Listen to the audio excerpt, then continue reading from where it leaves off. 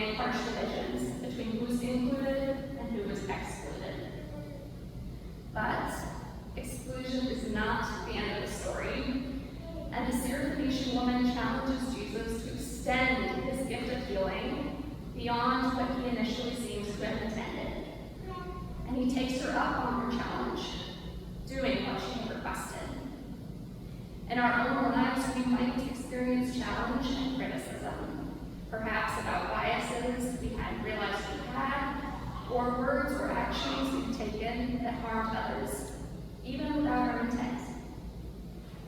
I believe we are invited in those moments to listen and learn. Jesus certainly seems to have listened and learned something from the Syrophoenician woman's challenge. Jesus allowed her to challenge his sense of who is in and who is out, and it shaped the rest of his ministry and his sense of calling to serve not just his ethnic and religious community, but beyond as well. Jesus learned from someone he saw as an outsider. He let the challenge to him change him, so that he was able to be not a barrier to, but a bearer of God's love and care beyond his comfort zone. And thank goodness for her challenge, because without it, it might be that none of us would be here today.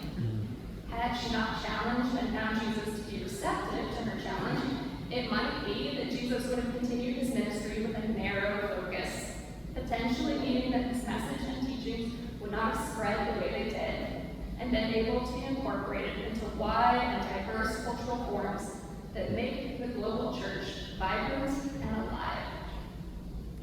Sometimes we need to be challenged. We need a reminder to be as inclusive as God desires us to be, not to stay within our narrow comfort zones. Baptism is a reminder of God's inclusive invitation to all. Any who desire to be baptized are welcomed. We need reminders that God's love is radically inclusive, going beyond any barrier or conception we have of who is in or out.